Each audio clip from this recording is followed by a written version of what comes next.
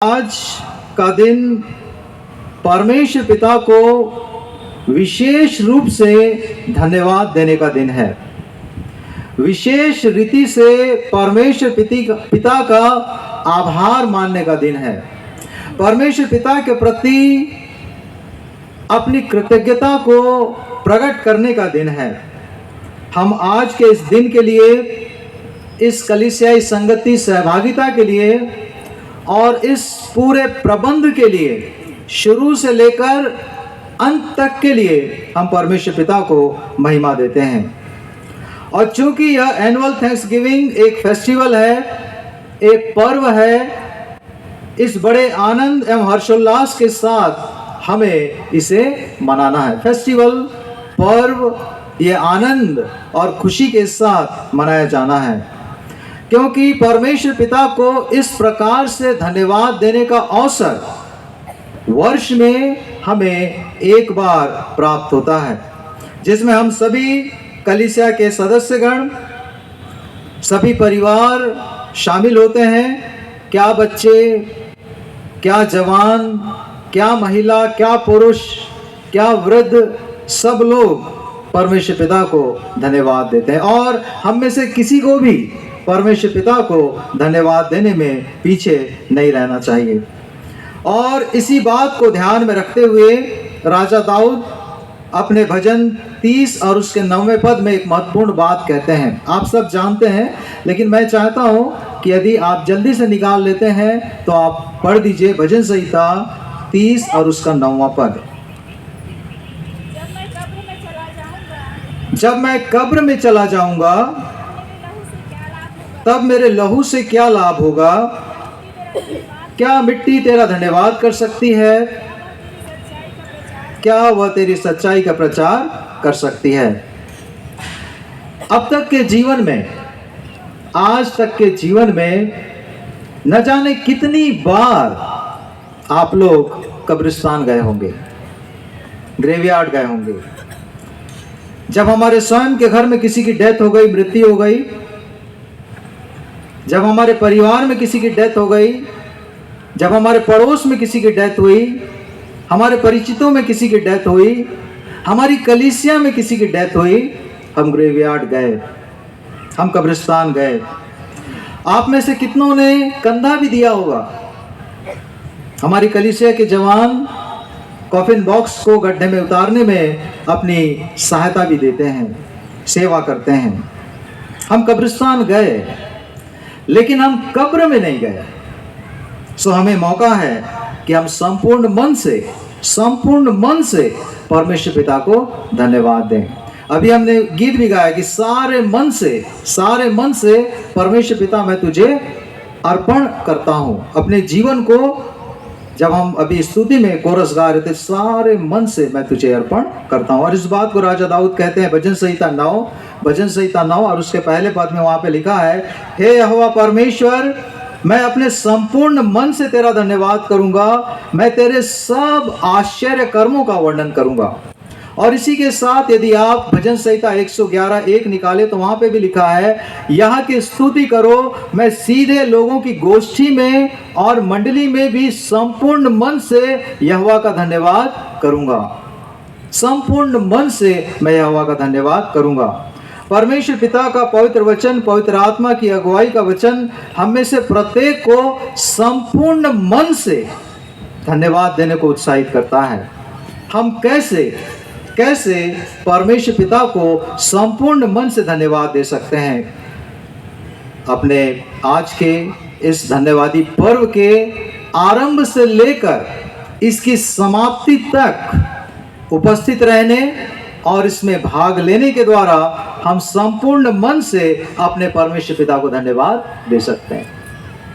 मैं आप सबों से निवेदन करता हूं कि हम लंच के पश्चात अपने घर न चले जाएं, किंतु अपनी उपस्थिति के द्वारा इस पर्व की समाप्ति तक रुककर इस पर्व की गरिमा को और इस पर्व की शोभा को हम बनाए रखें। भले ही अंत के समय आप बोली ना लगाएं, किंतु आपका अंत तक रुकना कलीसियाई संगति के लिए, कलीसियाई सहभागिता के लिए अत्यंत महत्वपूर्ण है।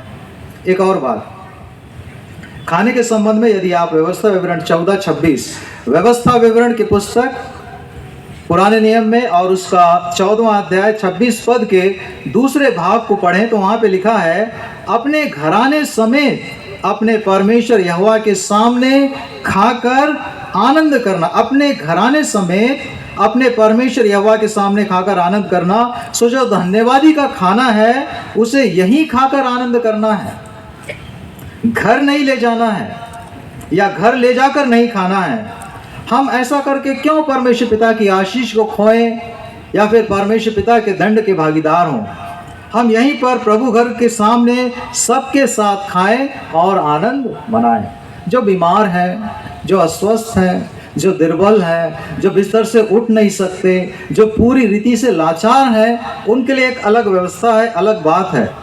परमेश्वर पिता से प्रार्थना है कि परमेश्वर पिता हमारे उन भाई बहनों को बड़ी चंगाई दें और हम सब ऐसे मौक़ों पर एक दूसरे के साथ हों, एक दूसरे के साथ शामिल हों और परमेश्वर पिता को धन्यवाद दें।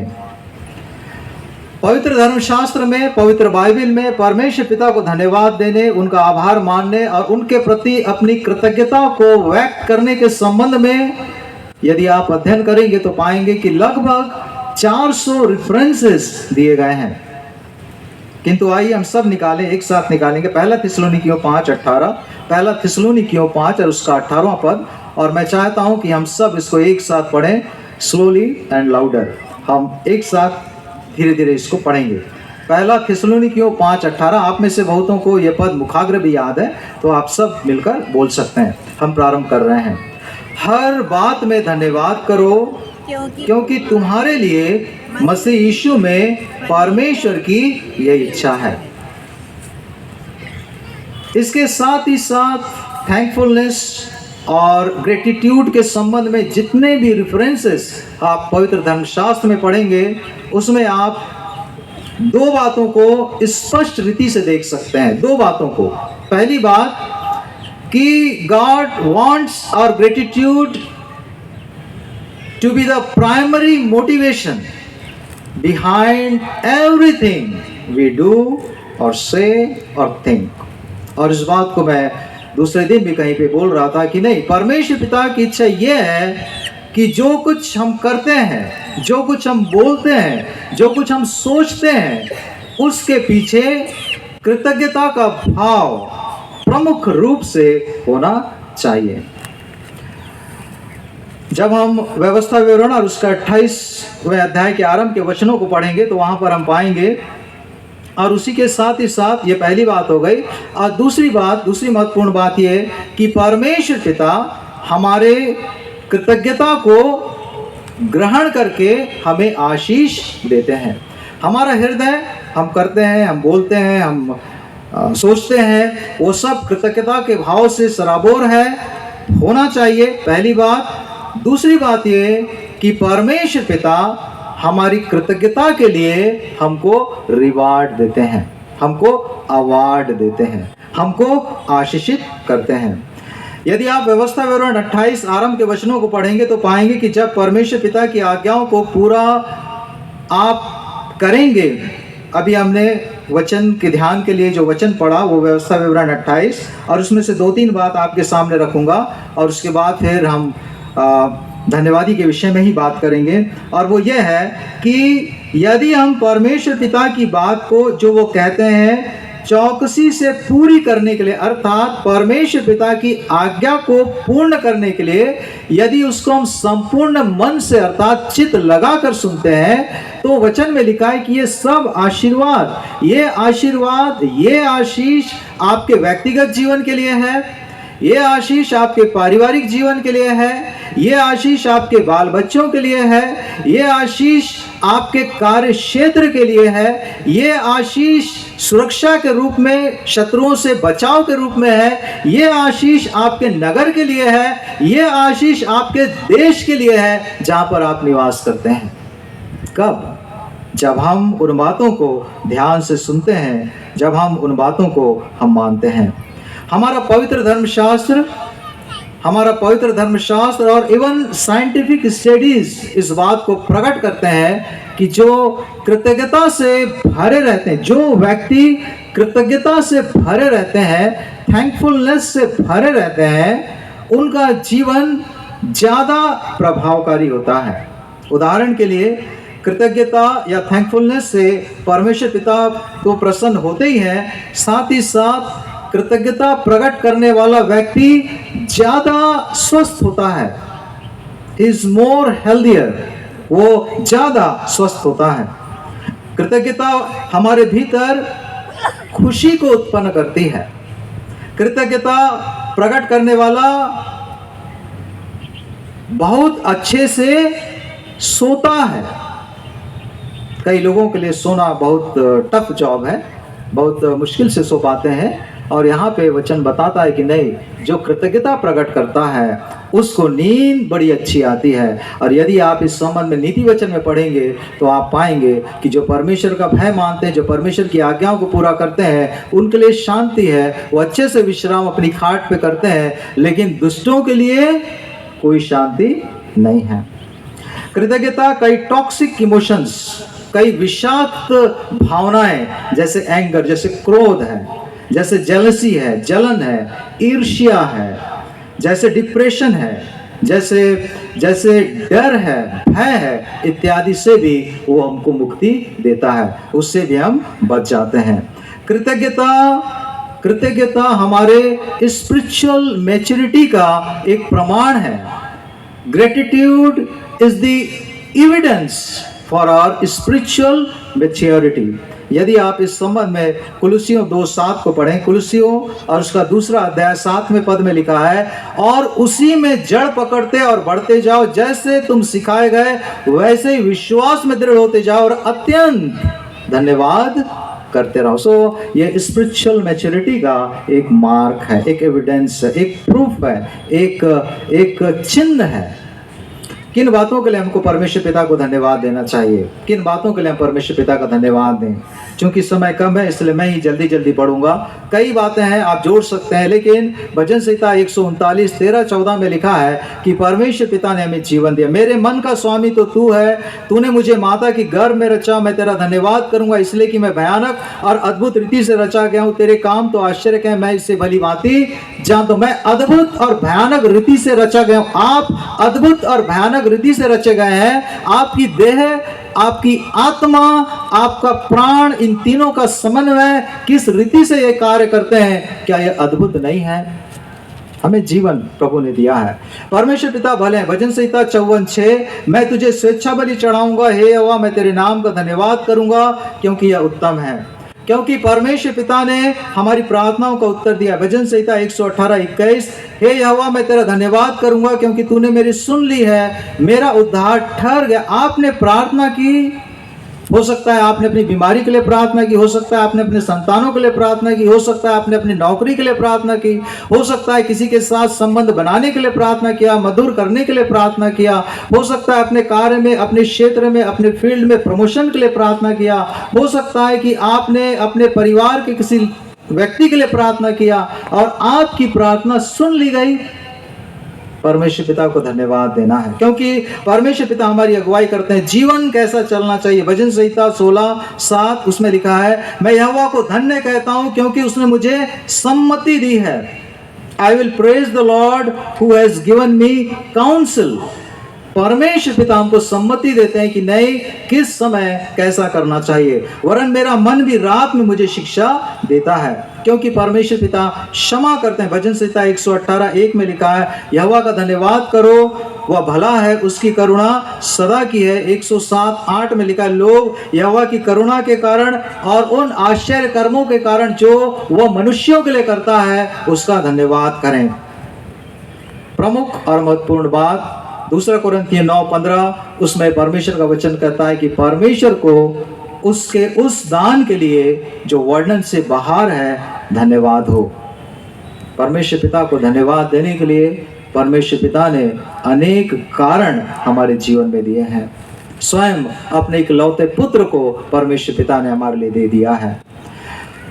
इसके साथ ही साथ हमको इस बात पर भी ध्यान करना चाहिए कि किस रीति से हम परमेश्वर पिता को धन्यवाद दें या किस रीति से अपनी भेंट को परमेश्वर पिता के चरणों पर रखें, कि परमेश्वर पिता उसको ग्रहण करें। परमेश्वर पिता को भेंट देना, परमेश्वर पिता को धन्यवाद की भेंट अर्पित करना हमारा तभी सार्थक होगा, तभी उसका कोई अर्थ है जब वो भेंट परमेश्वर पिता के द्वारा ग्रहण कर ली जाए। और परमेश्वर पिता हमारे धन्यवाद की भेंट को तब ग्रहण करेंगे जब हम उनकी इच्छा के अनुसार, उनकी मर्जी के अनुसार, जिस रीति से वो चाहते हैं कि भेंट अर्पित किया जाना चाहिए, हम परमेश्वर पिता को भेंट अर्पित करें। हम अपने तरीके से नहीं। यदि हमारी ये इच्छा है कि परमेश्वर पिता मेरी भेंट को स्वीकार करे, तो मुझको ये जरूर ध्यान रखना होगा कि परमेश्वर पिता कैसे देने से भेंट को ग्रहण करते हैं। आप मोबाइल देखते देखते भी ऐसा दे सकते हैं अपनी भेंट। आप कुछ काम कर करके भी अपना भेंट दे सकते हैं, लेकिन मेरे को सोचना है कि मुझको किस रीति से भेंट परमेश्वर पिता को देना है। इस संबंध में 2 बात मैं बताऊंगा और उसके बाद हम समाप्त करेंगे। परमेश्वर पिता के लिए पहला तरीका जिस रीति से कि हमको भेंट परमेश्वर पिता को देना है, और वो ये है कि हमको धन्यवाद का गीत गाकर, by singing back to God, हमको हमारा भेंट, हमारी ऑफरिंग, हमारे जो भेंट हम अर्पित करते हैं वो परमेश्वर पिता को देना है। शायद ये जानकर आपको आश्चर्य होगा कि हमारा परमेश्वर गाने वाले परमेश्वर हैं। हमारा परमेश्वर आश्चर्य कर्म करते हैं, हमारा परमेश्वर बचाने वाले हैं, रक्षा करने वाले सब हैं, लेकिन इसके साथ ही साथ हमारा परमेश्वर गाने वाला परमेश्वर है। आश्चर्य कर्म करने के साथ साथ वो गीत भी गाते हैं। और इससे भी ज्यादा एक महत्वपूर्ण बात आपको मैं बताऊं, और वो ये है कि वो गीत आपके लिए गाते हैं। मेरे लिए परमेश्वर पिता गीत गा रहे हैं, कितनी बड़ी बात है। सपनिया की पुस्तक 3 अध्याय 17वां पद, आइए पढ़ते हैं। सपनिया 3 और उसका 17।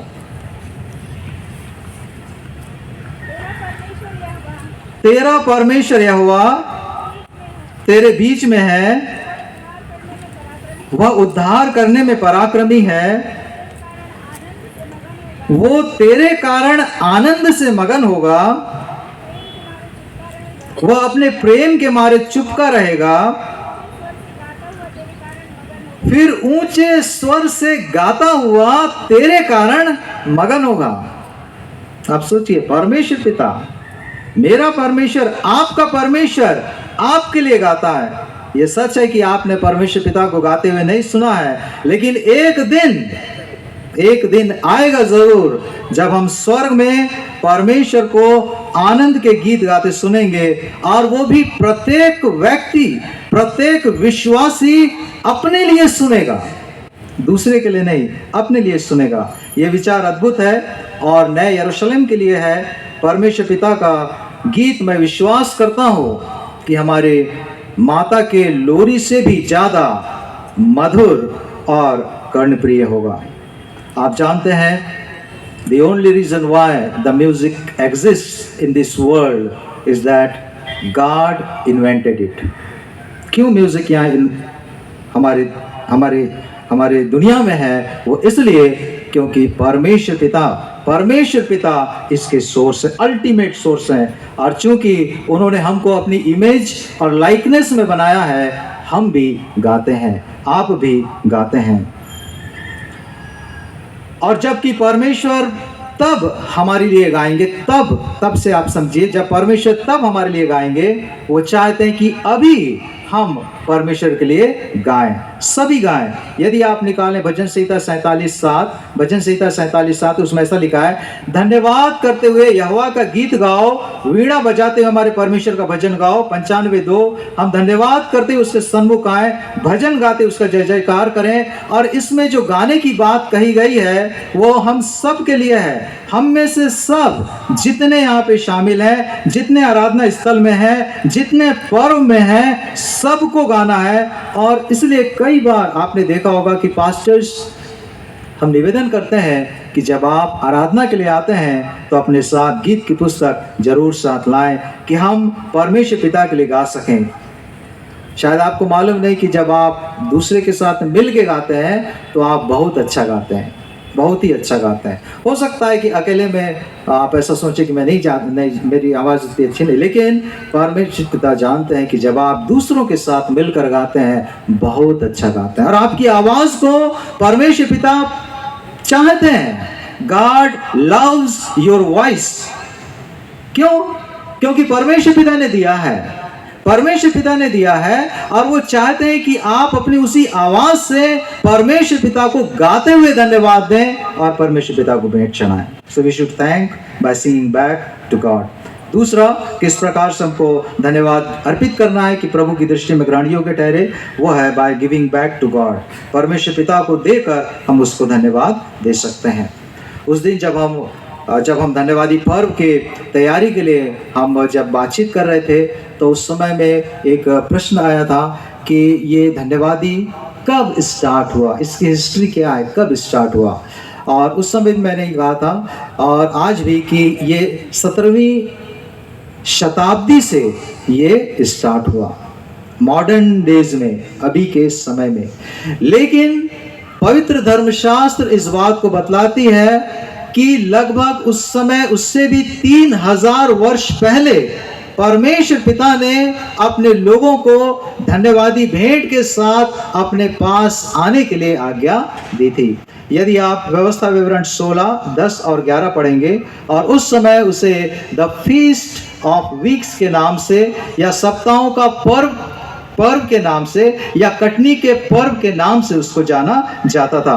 व्यवस्था विवरण 16, 10, 11 में ऐसा लिखा है, तब अपने परमेश्वर यहोवा की, इसको आप ध्यान से पढ़िए, तब अपने परमेश्वर यहोवा की आशीष के अनुसार उसके लिए स्वेच्छा बलि देकर 18 नाम पर्व मानना, और उस स्थान में जो तेरा परमेश्वर यहोवा अपने नाम का निवास करने को चुन ले, अपने बेटे बेटियों दास दासियों समेत तू और तेरे फाटकों के भीतर जो लेवी हो और जो परदेशी और अनाथ और विधवाएं तेरे बीच में हो, वो सब के सब अपने परमेश्वर यहोवा के सामने आनंद करें।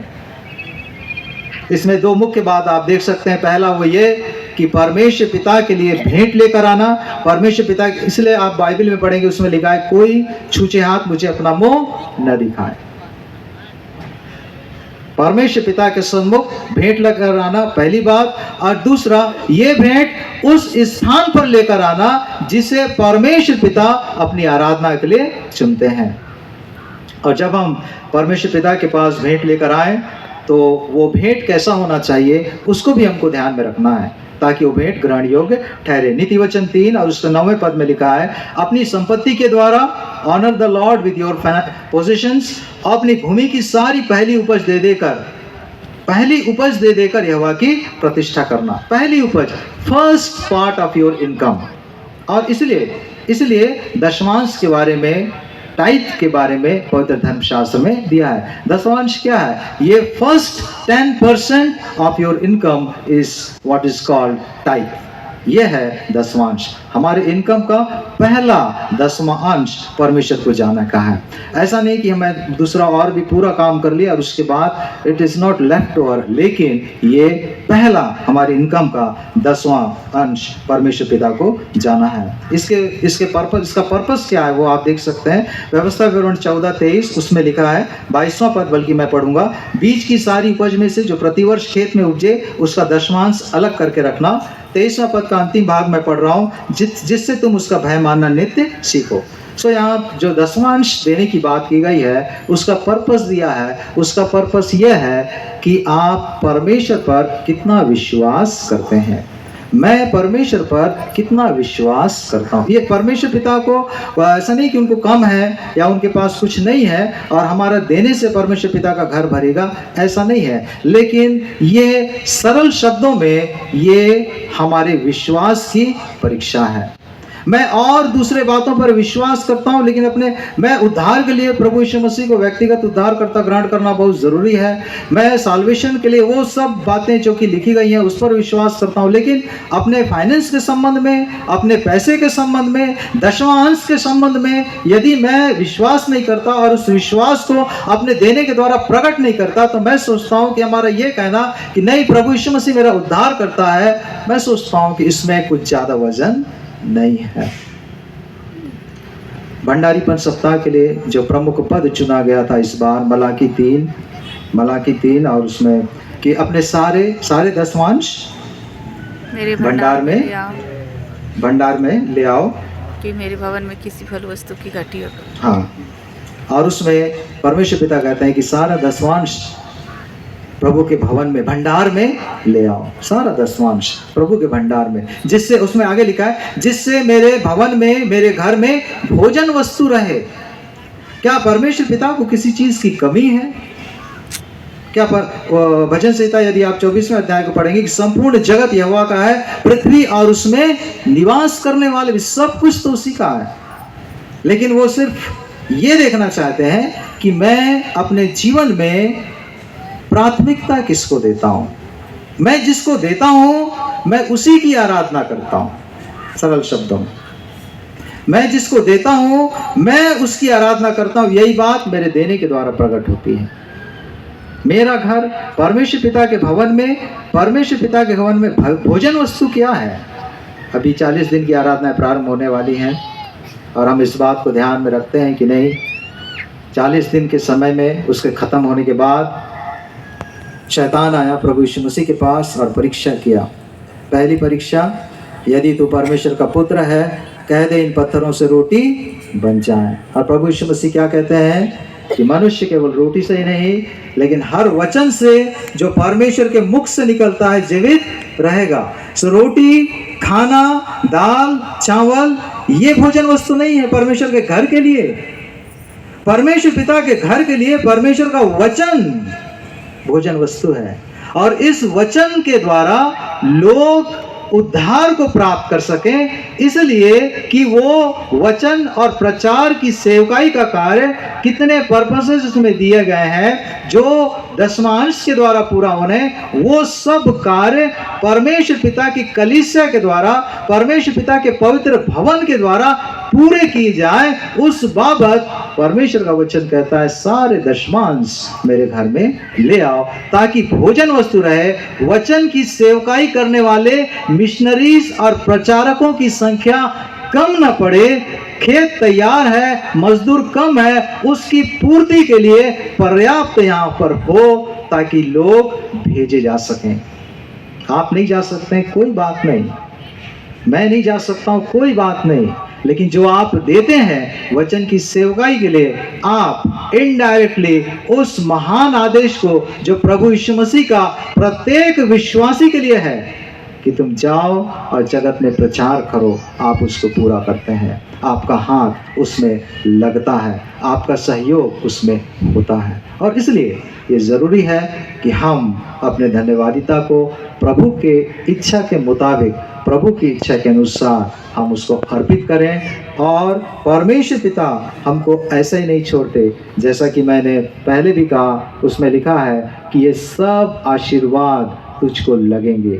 जो आशीर्वाद आपके व्यक्तिगत जीवन से संबंधित है, जो आशीष आपके पारिवारिक जीवन से संबंधित है, जो आशीष आपके कलीसियाई जीवन से संबंधित है, जो हमारे नगर और देश के जीवन से संबंधित है, परमेश्वर पिता की हर आशीष आपके जीवन में बड़ी पूर्णता से पूरी होगी। इसी आशा और इसी विश्वास और इसी भरोसे के साथ लूका रचित सुसमाचार और उसका 6वां अध्याय 38वां पद, यदि आप उससे आगे पढ़ेंगे तो लिखा है जितना दोगे। सो क्या प्रभु यीशु मसीह की दूसरी बातों पर विश्वास करेंगे, इन बातों पर विश्वास नहीं करेंगे कि जिस नाप से तुम देते हो उसी नाप से तुम्हारे लिए दिया जाएगा?